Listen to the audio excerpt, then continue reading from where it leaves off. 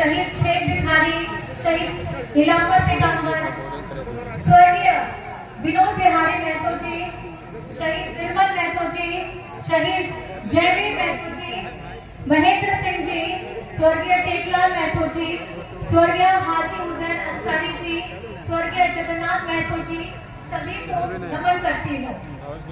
और मंच पे उपस्थित हमारे माननीय मंत्री मिथिलेश ठाकुर जी, दर्जा प्राप्त मंत्री श्री फागू बेसरा जी, माननीय विधायक मथुरा महतो जी, माननीय विधायक सुदिव्य कुमार सोनू जी, माननीय सांसद श्रीमती महुआ माझी जी, श्री संजीव बेदिया जी, कमल नयन जी, विनोद किस्को जी, नीलकंठ महतो जी, राजकुमार महतो जी, गुरु गौरव पटेल जी, सोनाराम मांझी जी, मोहम्मद इजहार अंसारी जी, दिलीप वर्मा जी, संजीव सिंह जी और तमाम सामने बैठा हर एक जन जो झारखंड मुक्ति मोर्चा से जुड़ा हो चाहे ना जुड़ा हो, इस मैदान में उपस्थित सब एक एक जन को मेरा फूल जोहार है।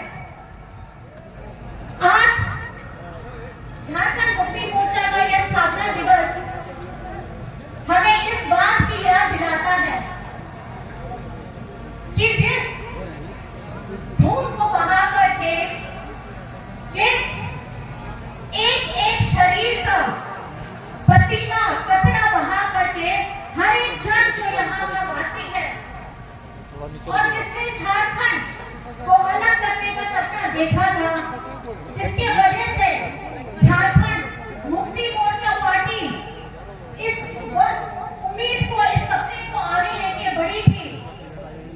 आज इस जगह से उन तमाम लोगों को जिनका शायद मुझे नाम भी नहीं पता होगा, लेकिन दिल से, अपने पूरे मन से और अपनी पूरी श्रद्धा से उन सभी को बहुत बहुत नमन करती हूँ, बहुत बहुत धन्यवाद करती हूँ। हर एक कार्यकर्ता, हर एक महिला, हर एक बच्चा जो हमसे दिल से जुड़ा है, जो बाबा किशन गुरु शिव गोविंद जी के आदर्शों से जुड़ा है, हर एक को विचार, हर एक को सोच जो हमें आपस में जोड़ती है, उन सभी को मेरी तरफ से और हेमंत जी की तरफ से बहुत बहुत जोहार है। आज सबसे पहले अपनी बातों को शुरू करने से पहले मैं ये यहाँ तमाम जितने लोग यहाँ बैठे हैं, बुजुर्ग बैठे हैं, माताएं बैठी हैं, बहनें बैठे हैं, छोटे छोटे बच्चे बैठे हैं, आप सभी से पहले मैं माफी मांगना चाहती हूँ कि आप लोग सुबह से तपती धूप में बैठते हुए हम सभी लोगों को सुनने के लिए और खास करके मुझे सुनने के लिए यहाँ पे इंतजार कर रहे थे। लेकिन मैं बहुत माफी मांगना चाहूंगी, उसमें एक और चीज जोड़ना चाहूंगी। हफ्ते में सिर्फ एक दिन होता है हेमंत जी से मिलने के लिए और कहीं ना कहीं वो दिन आज का हो गया। तो मुझे ये लगा कि सबसे पहले मैं हेमंत जी के पास जरूर जाना चाहूंगी। इस कीमती समय को जो हफ्ते में मुझे सिर्फ एक बार मिला है, उनकी अपनी बातों को रखना और उनके मन में जो विचार चल रहे हैं पिछले एक हफ्ते से, उनको सुनना और सुन करके आप सभी को ये मैं बताने के लिए आई हूँ कि आपका बेटा, आपका भाई, आपका दोस्त, आप जिस भी रिश्ते से उनको मानते हैं, ये भी कहना चाहते हैं कि आप उन्हें थोड़ा माफ कर दीजिए। माफ इसलिए कर दीजिए कि उनका जो सोच था झारखंड में 2019 आपके जनादेश मिलने के बाद, आपने उन्हें वो जगह बैठाई, उन्हें वो टास्क दिया कि आपके हर एक वर्ग के लिए वो काम कर सके। लेकिन पिछले 2 महीने से वो जेल के अंदर है। सजा क्या है? किया गया है क्योंकि वो अपने गरीब जनता के लिए काम करना चाहते थे। उनके सारे के सारे कार्यक्रम जन कल्याण के लिए होते थे। आपका कोई भी वर्ग हो, स्टूडेंट हो, महिला वर्ग हो, बुजुर्ग हो, आप अगर देखेंगे यहाँ पे पूरी लड़ी लग जाएगी सारी योजनाओं की। कर रहे हैं, बताइए कभी आप इधर सुत रहे हैं का? सब जगह पे फैलाई गई है। सो रहे हैं का? और ये सिर्फ पिछले 4 साल में पूर्ण बहुमत आने के बाद, हमारे गठबंधन के आने के बाद और आप लोगों के आशीर्वाद के बाद ये हुआ था। इधर करते हैं तो आप उधर जाओ। लेकिन हमारे जो तानाशाह लोग बैठे हैं, केंद्र में बैठे हैं, उनको कतई पसंद नहीं आता है कि कोई भी आदिवासी, दलित, अल्पसंख्यक, वंचित समाज से अगर उभरता हुआ कोई आदमी आ रहा है और अपने झारखंड के विकास के लिए काम करना चाहता है तो इन लोगों से बर्दाश्त नहीं होता है। झारखंड में पहले भी सरकारें नहीं है, लेकिन सबसे ज्यादा सरकार जो समय लिया है वो भाजपा ने लिया था। इनको यही डर था कि पिछले 20 सालों से इनसे कोई काम नहीं हुआ। आज एक आदिवासी मुख्यमंत्री आके बैठ गया है, अरे ये तो बोका है, इससे कुछ ना होगा। आदिवासी का बच्चा है, क्या समझ में आता है? कुछ समझ में नहीं आता।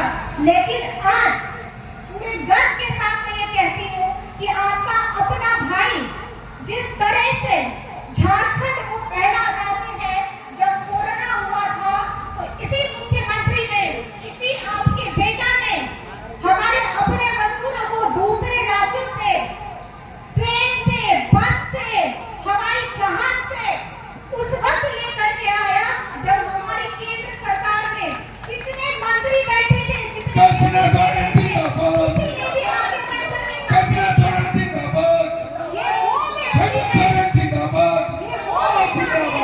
जिसने सिर्फ हमारे यहाँ के देश, हमारे झारखंड के लोगों के लिए, जिसके बारे में सोचने वाले लोग सिर्फ एसी के कमरों में बैठते हैं।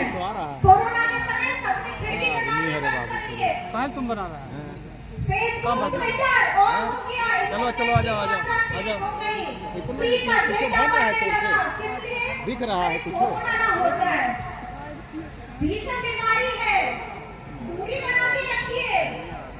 लेकिन आपका अपना बेटा अपनी जान जोखिम में डालकर अपने घर में हम लोगों को अलग करके बाहर के कमरे में रहता था। किस लिए रहता था? सिर्फ अपने लोगों के लिए जो बाहर से आ नहीं पा रहे हैं, उनकी मदद के लिए। जो गरीब जिसको खाना नहीं मिलता था, उनको खाने का प्रबंध कराया गया। बाहर से लोगों को लाया गया, जिसकी यहाँ के बड़े बड़े नेता जो बोलते हैं ना कि हमने किया। शुरुआत सोच किसकी थी? आपके अपने बेटा की थी, आपके अपने हेमंत सोरेन जी की थी। और झारखंड वो राज्य है जहां से आप लोगों को पता होगा कि ऑक्सीजन की सप्लाई भी करने वाला कोरोना के समय में सबसे पहला झारखंड ही था, जो अपने राज्य को भी मरीजों में जो हमारे स्वास्थ्य लोगों को संबंधित कठिनाइयां हो रही थी, ऑक्सीजन टैंक की कठिनाइयां हो रही थी, अपने राज्यों को भी उपलब्ध कराया, दूसरे राज्यों में भी भेजा।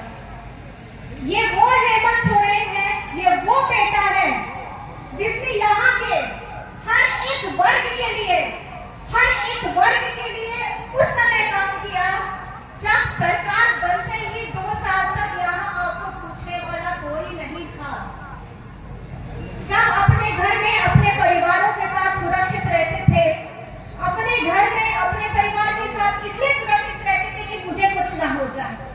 लेकिन ये मास्क पहन के, क्योंकि कोरम पूरा करना था, डेकोरम पूरा करना था। अगर मुख्यमंत्री उस समय वो मास्क नहीं पहनेगा तो बाकी कोई भी नहीं पहनेगा। सब उनको देखते थे, उनको करते थे कि वो किस तरीके से जा रहे हैं। बाकी कोई भी, अगर मेरा ये कहना है कि एक इंसान जिसको अपनी जान की परवाह नहीं, इसलिए परवाह नहीं क्योंकि उसका खुद का अपना राज्य, भूखे न सोए, अपनों से बिछड़ना का तकलीफ न सहे,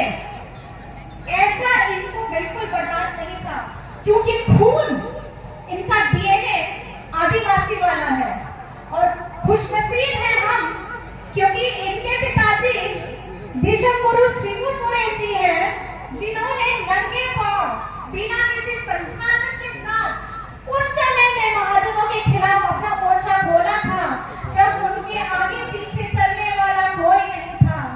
बहुत छोटी सी उम्र थी, 15-16 साल की उम्र रही होगी, जब उनके पिताजी को शरीर से एकदम काट करके रख दिया गया, क्योंकि वो अपनी आवाज को बुलंद करते थे। ये झारखंड ऐसा राज्य हो गया है कि हमें हर वक्त हर जगह सिर्फ संघर्ष करना पड़ता है, और केंद्र सरकार आज भी हमारे साथ वही कर रही है। झारखंड 2019 में जब गठबंधन की सरकार बनी, यही केंद्र सरकार ने हमारे साथ हमारे झारखंड को एकदम सौतेला बेटा जैसा फेंक के रख दिया। जहां भाजपा शासित राज्य है, वहां सारी योजनाएं सेंट्रल से सब जाती थी। यहाँ पर में खासकर के झारखंड में पूर्व की सरकार जब गई, तो यहाँ का धन ठन गोपाल हो गया। सारे पैसे खत्म हो गए, कहाँ डाला, कौन सी योजना डाली, ये अभी तक विकास नहीं किया था इन्होंने। बात करते हैं कि हमने 5 साल पूरा किया, हमने 5 साल का कार्यकाल पूरा किया। ठीक है, मानते हैं 5 साल का पूरा कार्यकाल किया, लेकिन कार्यकाल में क्या किया? आपने यहाँ के लोगों के बारे में कभी सोचा? उनकी उन्नति के बारे में कभी सोचा? उनकी शिक्षा के बारे में कभी सोचा? कभी उनके अधिकारों के बारे में कभी सोचा? लेकिन आप लोगों को तकलीफ इसलिए हो जाती है क्योंकि आप लोगों को हमेशा हम झारखंडियों को नीची नजर से देखते हैं कि ये अनपढ़ है, ये गंवार है, ये मूर्ख है, और ये कुछ इसके दिमाग में होगा कि नहीं कि झारखंड को आगे कैसे बढ़ाना है, इस पे ये कैसे काम करेगा। इन भाजपा वालों को सिर्फ देश में ना एक ही नेता रहने देना चाहते हैं, देश में सिर्फ एक ही पार्टी रहने देना चाहते हैं, देश में सिर्फ एक ही व्यापारी को आगे बढ़ने देना चाहते हैं, और देश में सिर्फ एक राज्य में सारी सुख सुविधाएं, सारी योजनाएं लगाना चाहते हैं। एक राज्य की भाषा संस्कृति को ज्यादा उन्नति लेना चाहते हैं। लेकिन यही एक रट लगाने वाले लोगों को हमारे इस देश में एक समान न्यूनतम मजदूरी लगाने में दिक्कत है, एक समान शिक्षा उपलब्ध कराने में इनको दिक्कत है, एक समान नजर से इस देश के सारे राज्यों को देखने में दिक्कत है, और साथ ही साथ हमारे जितने अधिकार हैं, जितने हक हैं, उनको एक समान से देने में भी इनको बात ये लोग बहुत बड़ी करते हैं, लेकिन होता है सिर्फ ठन गोपाल। मेरा सिर्फ प्रश्न आपसे इतना रहेगा, आने वाला समय चुनाव है, आप इस चुनाव में अपने वोटों का सही इस्तेमाल करिए, क्योंकि ये 5 साल में एक बार आता है। ये जो तानाशाह ताकत आपके सामने खड़ी है, केंद्र सरकार झारखंड को सौतेला बेटा बना ही दिया है। अगर ये फिर आएगा, बीजेपी केंद्र में फिर आएगी, अगर आप बीजेपी के नेताओं को यहाँ से जिताएंगे, तो झारखंड फिर भी इन लोग पिछड़ा करके रखेगा, क्योंकि झारखंड को इन लोगों को प्यार नहीं है, यहाँ के झारखंडियों से इन लोगों को नफरत है। ये लोग चाहते नहीं है कि झारखंड का कोई भी बच्चा बाहर जाकर के पढ़े। इन लोगों को बिल्कुल पसंद नहीं है कि हम लोग सम्मान के साथ, स्वाभिमान के साथ इनकी आंखों में आंखें डाल करके बात करें, इन्हें कतई पसंद नहीं है। लेकिन